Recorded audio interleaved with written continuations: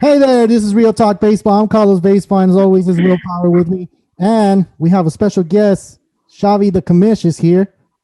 How y'all doing? Thank you for bringing me on your show. Thanks, man. Thanks for being on the show. We have a lot of things to go through today. Yeah, we have a lot of things to go through today. We have the Padres making a lot of deals. Josh Bell got traded to the Nationals, and even the Padres made a signing that we're kind of like, it's weird for them to do it and make all these moves that they're doing right now. And then the other one, there's a 3-team trade that involves the Dodgers, Phillies, and Rays, all here in Real Talk Baseball.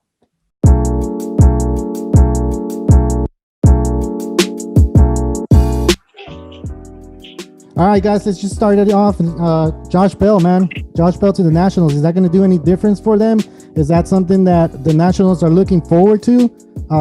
I mean, I just see a lot of comments on Instagram. They're just saying it's not going to work. But, you know, the Nationals want to have a first baseman. They just had Kendrick retire, right? So I think Josh Bell is going to be a big impact for the Nationals. What do you think, Will? Yeah, I mean, I think the big problem with the Nationals is going to be more than just first base for them. Like, they're not going to be that crazy breakout team like they were a couple seasons ago when they won the World Series, you know? Yeah. Scherzer is still great. Strasburg, he was injured this past season. So, you know, that's an up in the air kind of situation right there. Patrick Corbin, you know, those are really like the staples that make the Nationals the Nationals. They won it without Bryce Harper. They won it without, you know, I forgot his name. A couple other guys, but you know, like they just came out of nowhere. What's that? Trey Turner. Oh yeah, that's right. Yeah, he's a piece right there. Yeah, he's a big piece in the Nationals team. What do you think, Xavi? Do you think the Nationals have a great team now with Josh Bell moving to first, of course, coming from the Pittsburgh Pirates? Not a lot of people know about him because he's in the so I don't know about makes them a great team again, but I think it'll help. They really don't have a first baseman. Like we said, Kendrick retired, and I believe they have Eric Thames, which he's a power hitter, you know, but you don't really see him on first base the way you want to see him on first base. I think Eric Thames got signed, though. I think he's going to Japan for a year. So really? Yeah, I don't think he's there anymore, dude. Yeah, so he's going back to Japan. Okay. On a 1-year deal. So I think this Josh Bell is I think you know he's going to be their starting first baseman, and their starting first baseman has always been a big presence for the Nationals. So yeah, that's true. But you know what? More of DH anyway. You know? Yeah, that's true. Yeah. I believe that their strengths have also been the pitching. Pitching has always been a strength for the Nationals. Of course. So it's an upgrade. It is a definite upgrade. The only problem with Bell is he's a streaker. He you know, he hits for power, and he can go on a run, but then he could cool off. You know what I mean? Yeah. That's why his batting average isn't where you would want to see it. But you see, like in 2019, he had 37 home runs and 116 RBIs. Yeah. You know, with a batting average 277, which is not bad. Yeah. But you know, this year, what was it? He had 226 batting average. 226 with 8 home runs, right, and 22 RBIs. So I believe he's kind of a streaky hitter, you know, type of player. But I mean, it's a plus. It's a plus because, like you said, you know, first baseman has always been like a legit position for the Nationals. Yeah, and you see that, and you're thinking like, okay, well, he didn't have a good 2020 season, but maybe he's one of those players that picks it up at the second part of the season, since we only have one part of the season with the 60 games, right, Will? Yeah. I mean, I just see... that's not even half. Yeah, it's not even half a season yet. So that's what I'm saying. Like, I think it's a good thing for Josh Bell to go to a new stadium, a new scenery, a new lineup. You know, like, it's a pretty exciting team. Just watching them, I mean, they did lose Howie Kendrick, and they did lose what's the guy's name? He's going back to the White Sox. Adam Eaton. Oh, he still plays? Yeah, he's still playing. He's going to be a big part for the White Sox. So, yeah, best of luck for Josh Bell. I think it's a good move. Not a lot of people are talking about it. Go ahead, Will. Another thing, like what Javi said, you said he had 116 RBI Yeah. a couple seasons ago. Yeah. You know, Yeah. honestly, from my standing point, if I'm looking at him in a fantasy aspect, I see this as like, if he's able to get 116 RBI with the Pirates with a really bad lineup, what's he going to do with the Nationals when they actually have guys that get on base? You know, You're right. You're right. Gonna be huge for Josh Bell's career. Yep. I think it's going to be good all around for the Nationals, and I don't really remember what they gave up for him, but because of the past, like this last season, it must not have been like, you know, a huge trade, or else we would have seen it on more than just, you know, a couple Instagram pages and Bleacher Report. It's not like other trades that have been happening lately. But I think this is great for Josh Bell. He's a really good player, hits the ball really hard, and you also have to think like these power hitters, just because their batting average isn't so high, they're also hitting balls really far out to, you know, center field and allowing base runners that are on second to get to third, allowing base runners from, you know, that are on third to get to home. So it's more than just batting average. Obviously, if he gets the RBI from a fly out, it's a sac fly, and it doesn't really hinder his batting average anyway. But there's a lot more value to a guy that hits the ball really hard rather than just batting average. So I think that this is really good for the Nationals. I think it'll help morale, and I don't think it'll help them win a championship. He's not the star player that, you know, they've had in the past, but I think this is really good for them. Yeah, usually in a change of scenery, you know, kind of helps, you know, a player that's kind of been struggling or trying to find an identity, you know, wherever it is that they got drafted. You know, the Pirates aren't really going anywhere, so he's going to a contender now. So, you know, that changes, you know, his whole view of like how he has to play. He has to play harder. He has to hit better. He has to, you know, things like that. So it is a plus for the Nationals, definitely. He's probably happy himself to be on a team that's actually gonna have a winning season too. Yeah, most definitely. Yeah. All right, guys, let's move on. Let's go on to the Padres. The Padres made a big splash this weekend, and they just did a lot of things that we were like, are they really going to do this? Are they really going to pull the trigger and just go for it? And it looks like they are, man. They went ahead and got Blake Snell and Hugh Darvish, and they did a signing as well. I can't even pronounce this guy's name. Ha-Sung King. He usually plays shortstop for the KBO, right? League, and he's gonna come to the Padres and play second base. Like, it's a big deal, dude. Like, I think the Padres are just trying to win the World Series. I don't even think they're trying to compete with the league. They're just trying to beat the Dodgers, dude. That's what I feel. They're just like, if the only way we're gonna win the World Series if we beat the Dodgers, and if they do that, they can go ahead and win it all. And that's what I think. I think that's what they're trying to do, and that's what they went and did. And I mean, I don't know. What are your thoughts on this, Will? Like, I know you have a lot to say on this matter because I know we're Dodger fans and we're looking at this and we're like, wow, what are the Dodgers going to do after the Padres did this? we heard a while ago, there was a rumor that the Rays were planning on trading away Snell. And we were like, well, you know, what if the Padres get him? What if the Dodgers get him? You know, we kept on going over so many things. And Padres getting Snell, that's a huge upgrade for them. That's their ace now, you know? And then we're like, well, Clevenger's hurt. So, you know, it's kind of like they just like replaced him real quick. So they still only have just, you know, Snell and Lamet. And then all of a sudden they go out and get you Darvish. And I'm like, what the hell's going on, man? These guys, they are depleting their farm system like completely. They're getting rid of everybody. And in my head, if I'm a Padres fan, I'm like, okay, you guys are trying to win right now, but what if it doesn't work out? Then our future is just gone. All you have left now is just Cronenworth, Tatis, Machado. I mean, those names are huge. And Gore. What's that? Gore, the pitcher for the Padres. Gore. Yeah. Yeah, but we'll see. We haven't even seen him in the. We haven't seen him, but his name has been thrown out there a lot lately, and it's like, he better show up. You know, he's probably going to be their fifth starter this season. He has to make his debut. It's time. You know, he's been tearing it up in the minor leagues. There's no reason to keep him down. Yeah. If you're looking at, career longevity, I get it if you don't bring him up until later on in the season, but they need a fifth starter. They have an amazing rotation now. And they don't really need they don't really starter, dude. They already have 1, 2, 3, I think even 4, I think.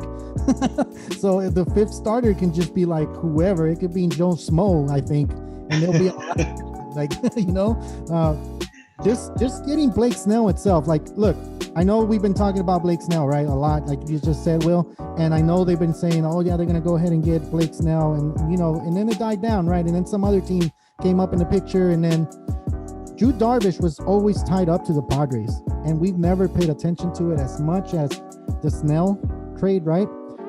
But Yu Darvish is a big name as well. Like, those are 2 big pitchers that are getting traded to the Padres, and all these big trades happen within this year, because remember, the year that Clevenger got traded, which is 2020, which is still this year, that happened like months ago. Now you're talking about 2 big star pitchers, Cy Young caliber pitchers, traded. Like, so you have 3 caliber pitchers. One of them is not going to be available till 2022, but still, it's just a huge thing for the Padres. And yeah, like you said, are they throwing all their chips in, and are they trying to just beat the Dodgers and go and do it? And they did. As a Padres fan, like, I understand this guy being excited about it, because I see it on TikTok, Instagram. They're all excited, dude. They're like, oh yeah, like, we finally gonna have a team that we can go ahead and show up to all the rest of the West and the rest of the MLB, which is cool, because we've been talking about the Padres a lot, right? And this is exciting to see a team from the West Coast trying to compete harder than our team, right? I mean, there's no secret with Dodger fans, but we got to give credit to that team, because they're trying to do something that it hasn't been done before. When have you seen 2 Cy Young caliber players get traded to one team in days, in less than 24 hours, I think. So, I mean, well, 3 if you count Clevenger, because he has that potential also. And the only thing is, he's not going to be available until 2022. And when he does come back, he's probably going to be in the bullpen at least for the first half of the season. He might start a couple games, but he's going to be on an innings limit for sure. There's no way that you come back a year after you have a surgery and just go ahead and try to throw 200 innings. Yeah, that'll be amazing. That'll be crazy if he does. Like, that'll be a miracle. Like, that'll be crazy. What do you think? Stupid, honestly, on the Padres part, because then they just risk injury, like a worse injury than what he had before. Injuries are something that you kind of have to ease into, because that whip on their arm, you're just gonna tear, everything that the surgeon just did for you. Yeah. And he's gonna have 20 Johnson. If he comes out of the limit, whatever. So what do you think? How do you think this is something that we normally see? I mean, there's a lot of free agents out there, and teams are just trading right now. They're not even signing anybody. This reminds me like a lot about like the NBA, and they have like number 2. Yeah. I believe the Padres they're trying to battle for that West, and they have the chance. Yes, but you said that they literally gave up their farm system for these 2 pitchers. Like, you got to put that into perspective, Yeah. Darvish, when he was with the Dodgers, he was all right, but once playoff hit, he kind of stunk it up. Well, you know what I mean? that's debatable. That was 2017. Yeah. So Actually, in the playoffs, he did good, and that's what I'm he trying did to good tell until the everybody. World Series. Exactly. So the World Series, when they got to the World Series, that's when everybody's like, man, Yu Darvish sucked. Like, no. Yeah. But remember the playoffs and remember the season. He pitched good in the season when he got to the Dodgers, and then he got to the playoffs and he pitched a lot better in the playoffs. Yeah. But the World Series came. Guess who we faced? We faced the Astros, and the Astros already kind of knew Darvish. And then if he was tipping his pitches, like, that doesn't help either, And if it was trash can, that didn't help either. And he wasn't tipping his pitches, dude. That was just their excuse for being able to hit him hard. I mean, who was the DH for Houston in 2017 during the World Series. I forgot who it was. It was a blue name guy. I don't know, but I want to boo that I guy. don't remember, but I remember him specifically saying like, yeah, we caught him in the second inning. We learned what when he was going to throw the slider. I heard something about that. Yep. Like that is bull, man. That's you learned how he was going to throw the slider because you had a trash can banging in the background. Yeah, they were like, to do with Darvish tipping his pitches. Darvish had tipped his pitches in the past, which is why it kind of gave them an excuse. Like, hey, he's done this before. Let's go ahead and just throw it out there that he's doing it again. But real talk, man, that didn't happen. It was all trash can bangings and buzzers. Yeah. Right. Yeah. Oh man, buzzers. We don't even want to get into the buzzers. Hey. Well, look. In my opinion, I think they got the bigger steal with the Snell trade because Snell, he's still young. He's still young. You saw what he did to the Dodgers. In Game 6, like he was pitching lights out. We didn't have an answer for it, and the only reason why I believe Tampa Bay lost is because the coach took him out. Yeah. I was literally scared. Like, if you leave him in, I think the Dodgers lose that game. And you would be forced a Game 7. Exactly. Well, it could go either way because, like we've always talked about before, Snell has that reputation for third time around the order. He gets knocked around kind of hard. Yes. So Dodgers also kind of have that reputation also that towards the end of the game is when their bats start coming alive. They don't do nothing for the first 6 innings, and all of a sudden they want to just go on this massive tear in the 7th and 8th inning and just rack up like 16 hits. Yes. Dude, it's crazy that you mentioned that right now. No one's talking about Game 2. Everybody talks about Game 6, how he was dealing and everything. Yeah, he was. And it was the clinching game for the Dodgers to win the World Series, right? But Game 2, he did pitch Game 2 against the Dodgers, and he didn't do all that well either. He started throwing, I think, 30 pitches in the first inning. The second inning, he got to like 60-something. By the third inning, he was already at 70 pitches. Then you get to the fourth inning. You get to the fourth inning, and you're already at your third time through the lineup, and that's where Kevin Cash was like, wait, this guy's already at 80 pitches or 90 pitches. I need to take him out because they're getting to him. And remember, Game 2, I think the Dodgers had bases loaded and they took him out and they got out of the inning. So the third time around the lineup for Snell might be a big problem for him in the future. But let's not forget Game 2. Like, he did have that. Let's not blame Kevin Cash for taking him out. He has his reasons why he took him out. Yeah. He has his reasons, and he had his reasons, and that's why they decided to trade Snell away, because he kind of looked disgruntled, and he was like, I don't want to play for Kevin Cash. And Kevin Cash was like, no, man, this is what's going on. I have my stats. I need to go by them. I need to go and actually read my stats and not just go off of feeling. Like, that's something Dave Roberts did for the Dodgers in the World Series finally, right? But I think the Rays decided to stay with Kevin Cash on this one, and they're gonna get 5 players out of it. They're gonna. What were you saying about the minor league system, Javi? I think they're getting. What are the 5 players that you mentioned? So I know. I was looking it up. They received a pitcher, Patino, who's 23rd, I believe, in prospects, like in overall MLB. Yeah. So that alone, I believe they're trying to like make up for the loss of Morton and for Snell, right? Yeah, Blake Snell. They're trying to get younger, and Tampa Bay has always been the type of team to, their farm system is always stacked. They're right up there with the Dodgers. That would really be the only reason why they make it to the World Series, because they don't do big signings. No. They're not a big market team. They don't like to spend a lot of money, and they don't like to spend a lot of money for a long period of time. If they do get a star pitcher, like when they got out and when they went out and got Charlie Morton in 2018, that was huge for them. He's one of the main reasons why they made it to the World Series. Yeah. And he's gone now.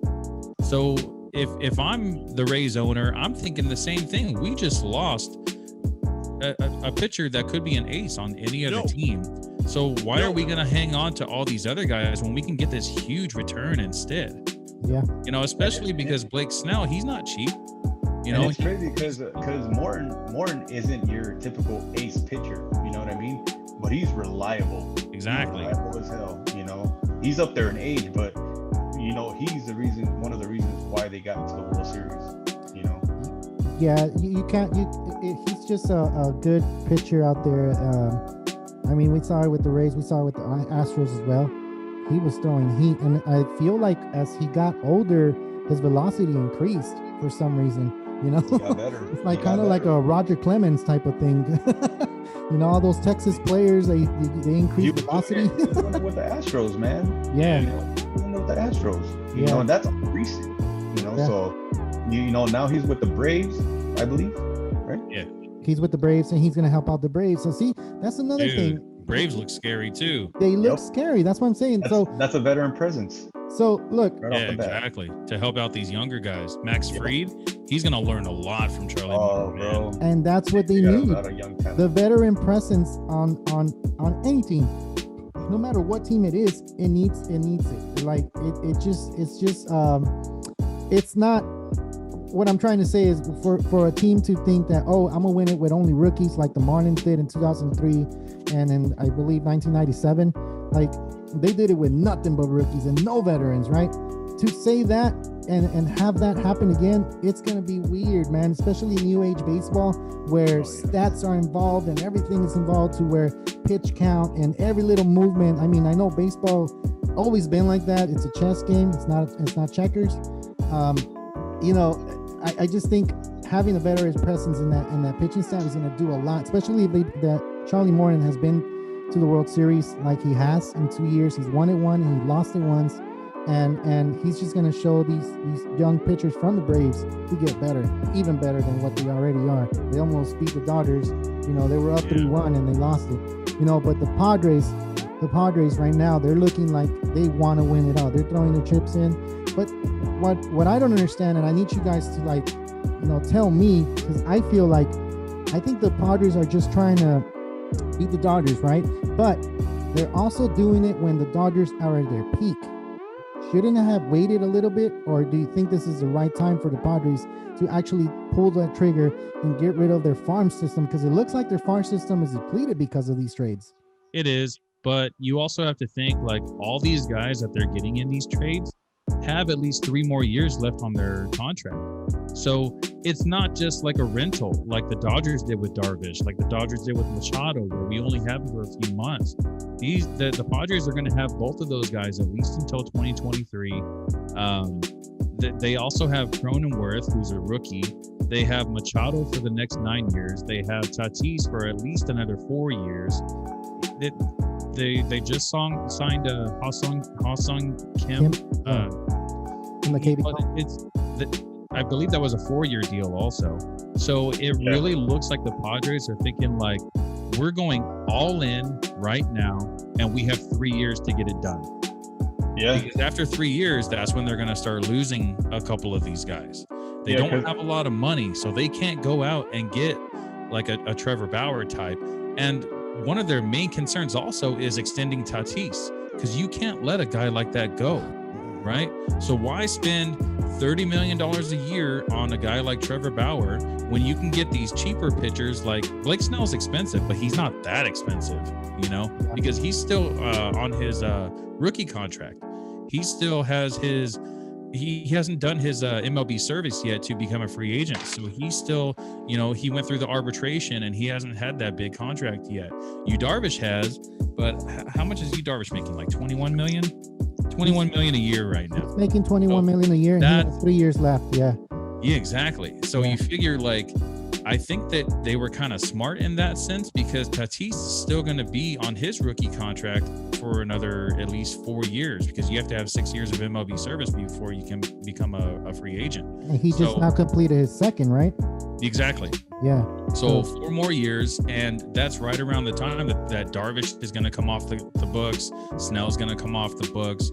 So they are going to have this money, and they're probably going to wait until Darvish is off the books, so that way they can extend Tatis. Dude, you just made a great point. Maybe they're trying to do it with Tatis not even getting paid that much yet. And they feel like, you know what? We signed Machado for a long contract, and we might not even have money for that. Remember, the 60-game season, we didn't have no fans in there. So where's the revenue coming from? Where's the stuff? Where's the money coming from? Right. Yep. So all these trades that are happening, because remember, the Cubs they're not going to pay anything for that contract anymore. The Padres are taking it on. So now you have big contracts there. You just signed Clevenger, and you taking on. I don't know the specifics on Blake Snell yet. It's not as big as Darvish, but that's a lot of money for a team that doesn't make a lot of revenue. So Padre fans should be excited and should be ready to like throw it out there for their team and be like, yeah, we got what we needed, and in these 3 next years, we need to win it. I feel like if they don't win it, it's a bust. Yeah, exactly. And the pressure's on them. The pressure's really on them. The good thing about the Padres, though, is that in the past just few years, they've really started scouting a lot better and drafting a lot better. A lot of these guys are homegrown talent. Tatis they got in the James Shields trade, but that's also the inner workings of the front office. Also, it's not just about scouting and just about. It's not just about drafting. Like these scouts, they're also looking at these minor leaguers that are playing for other teams that could potentially, become a star. And at the time, James Shields was the ace of the Padres. So you trade your ace and you go out and get this young player that could potentially be a star. It's a gamble. It's a huge gamble. It's like the same thing with like we were talking about Gavin Lux possibly being in a trade talks with the Dodgers. Do you place the gamble on the player that's already in your system that's going to be really cheap, or do you let the other person gamble and maybe he comes out on top and maybe he doesn't? So either way, it's a huge gamble. You really got to hand it to these guys, these scouts that really like go in depth and look at these players. Yeah, exactly. Oh man, it's going to be exciting. It's going to be an exciting 2021 season for sure. I know we liked seeing the Padres, the Slam Diego, and all this stuff happening during the season. Tatis hitting that 3-0 pitch. Remember, Will, we talked about it here. It's just going to be exciting, dude. Like, I mean, as a Dodger fan, you hate things happening to other teams. And especially in your division, you're like, nah, man, we can't have that. We want to be champs. But to be a champ, you got to beat the best. And if the Dodgers are the best, because I feel they're still the best, even though the Padres made those trades. And I'm not knocking on the Padres for sure. Like, I'm just calling it how it is. You're looking at it at paper. The Dodgers are like moments away from signing some big name. I'm pretty sure that's why the Padres went ahead and did what they did. I don't think they just did that so they can be like, all right, we got what we need to beat the Dodgers. We're going to leave it at that. Like, no, they're still looking. And Molina's name is still throwing out there for the Padres. Imagine Molina goes to the Padres to like. And that's another thing we were talking about before. It's like, let's say they go out and get Molina, just like I was telling you about the other day. No. His mentorship. That's scary. Seriously, though, it's scary. Yeah. His mentorship for Nola and, whatever other catchers that they have in the Padres organization, in time, that will be insanely valuable. But Molina's not going to come in and work his magic in just a few months, and then, the catcher is going to have that much chemistry with 2 brand new pitchers, possibly even more, coming into the team. I think it's going to take longer than a year, which is why they're kind of like setting themselves up for the next 3 years, in my opinion. And the same reason why they signed Clevenger for two years, even though they already knew that he wasn't going to be able to pitch the first year. Yeah. Their bullpen was amazing last year, but honestly, not this next season, but the season after 2022, Clevenger, he's not going to be in the rotation. He's going to be in the bullpen. He's going to be 2 innings at a time, maybe 3 innings at a time. And that is going to be the secret to their success, I think. Yeah.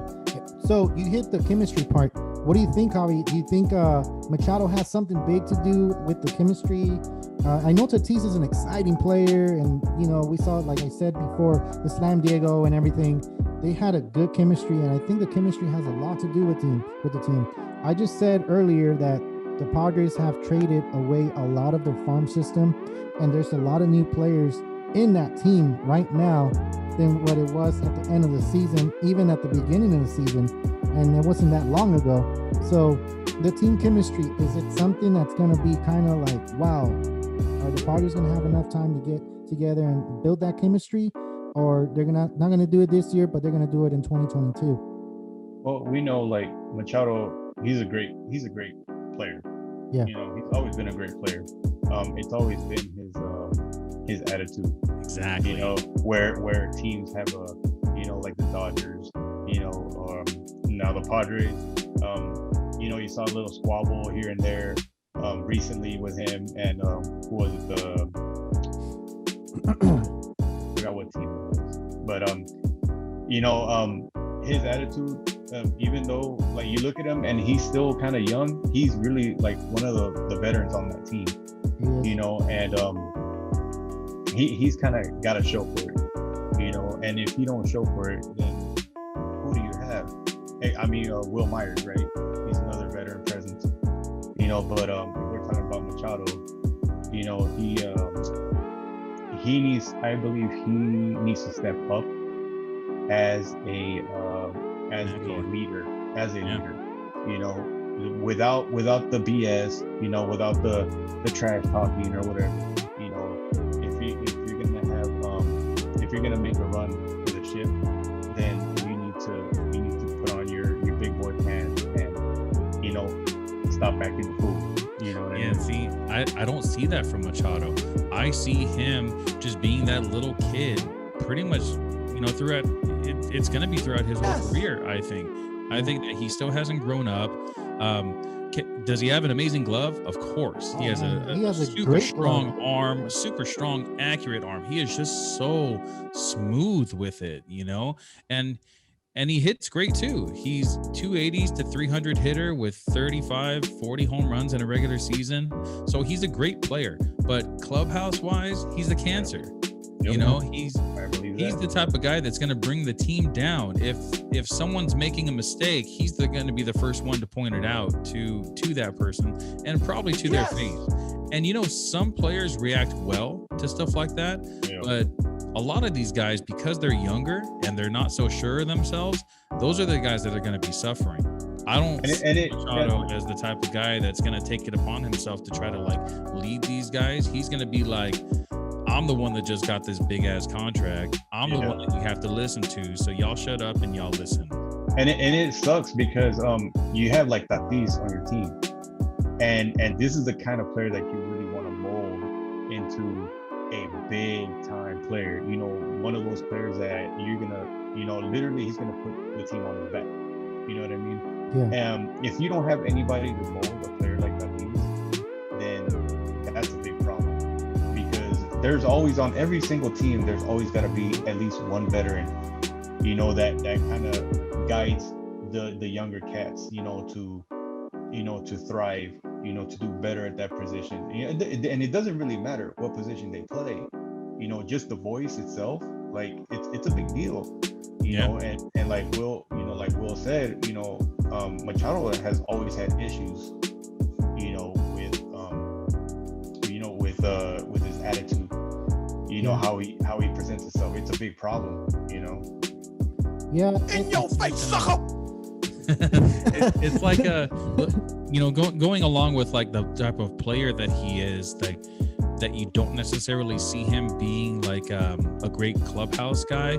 If you look on the opposite side, there's a lot of players out there that don't have that star power, but then in the back in the clubhouse, they're the ones that are getting everyone riled up and ready to win. Look at Hunter Pence. You know, Hunter Pence wasn't the greatest outfielder. He was a goofy guy, throwing the ball weird, batting stance was super weird, but his mechanics was like, this guy was so motivating though. He had that energy where he would just motivate the whole entire clubhouse. It didn't matter if he was batting 200 on the season with, you know, 2 home runs in August. Or missing a ball in left field or two or 3 times. It was in the sun. Yeah, I understand that. Yeah, that's something big. Like, so Machado. So you think Machado should be that voice and that guy that mentors these players, or do you have other guys in that cast? Like, because you got Hosmer also, right? Hosmer. Yeah. And remember, look, Will, I think we talked about this. We talked about it when Tatis hit that 3-0 and Hosmer got on Tatis and told him, why did you swing it at 3-0? Like, see, that's the wrong kind of mentoring that you need in today's baseball. It's different. It's 20 different. years ago, then yes, that's the type of conversation that you have. But the game is changing and personalities are changing. Big time. You know, and that these young players really want to make a name for themselves. They want to put themselves out there. You know, it's way different. It's way different baseball than what it was before. Yeah, and definitely. I don't know if I should agree with you that Machado should be that voice. He is the top paid player on that team. Maybe Tatis could be that player. You know, there's been younger players that actually took that role and actually excel on it. You know, Harper, exactly. Bryce Harper done it. Like we see on TV, you see this guy that's cocky and whatever, but I see him play sometimes and I look at how he's playing and how he's telling other players, we need to do this, we need to do that. I see a different player in him.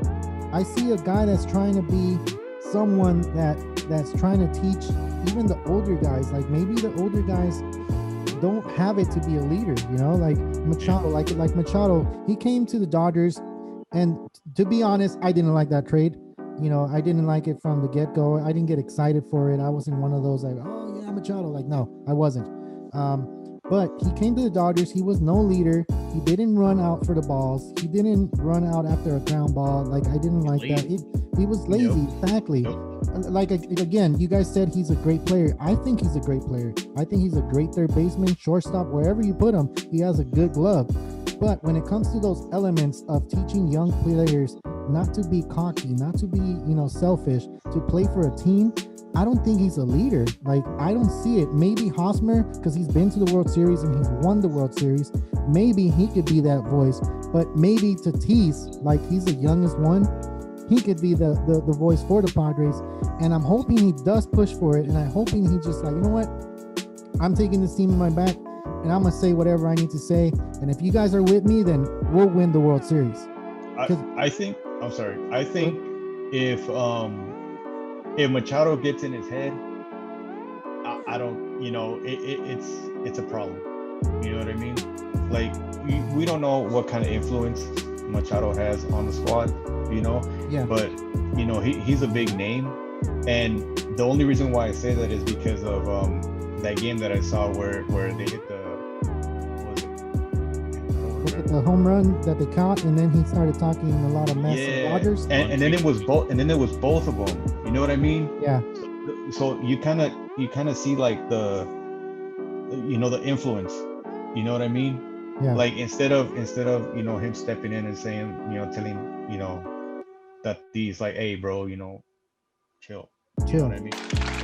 Like they both, you know, kind of did the same thing, and that kind of got me like, whoa, these two are like our tandem. You know what I mean? Yeah. So it's a little, you know, you gotta watch for that. But see, then I also think like, you know, third base and shortstop, they're usually the two positions that are pretty buddy. It's like pitchers and catchers, third base and shortstop, left field and center field. Yep. Like that's like the you know, the buddy program that baseball kind of generally has. I mean, look at Elvis Andrus and Adrian Beltre, the type of relationship they had. You know, they were comedic out there. You see it all the time with certain teams, and I can see that happening with Machado and Tatis also. But now I think the problem is Machado is going to rub off on Tatis rather than the other way around, and Hosmer I really don't feel has that like I don't know, presence in the clubhouse that Machado does. Machado's a loudmouth. He talks. He's like a Trevor Bauer who just says whatever he feels like in the moment. And sometimes that's great, but in other times it's like you're going to hinder your own team because you, being the a-hole you are, is going to make other guys looking up to you become a-holes also because you try to make it look cool. Yeah. You see it in the cockiness. You see it, like yeah, for sure. Yeah. Hey, we hit a lot of good points. We're not dissing on any Padres, of course. I know Padre fans are going to be like, "Oh, these guys are just Dodger bias and they just care about the Dodgers."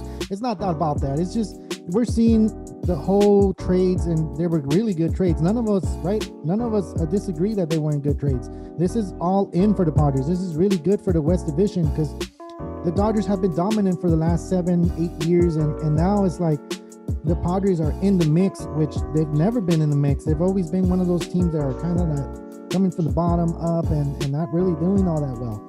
They've only had 17 winning seasons. They've only been right? above 500 winning percentage, like 16 or 17 seasons throughout their, what is it, like 50 years that they've been a team. I think they came out like 1969. Yeah. So yeah, something like that. And I like what we said, that this is a make or bust, right? Yeah, they either make it or it's a bust trades, and they're going back to the slump, and they're not going to be the San Diego Padres. They're going to be the slump Diego Padres. That was a good one.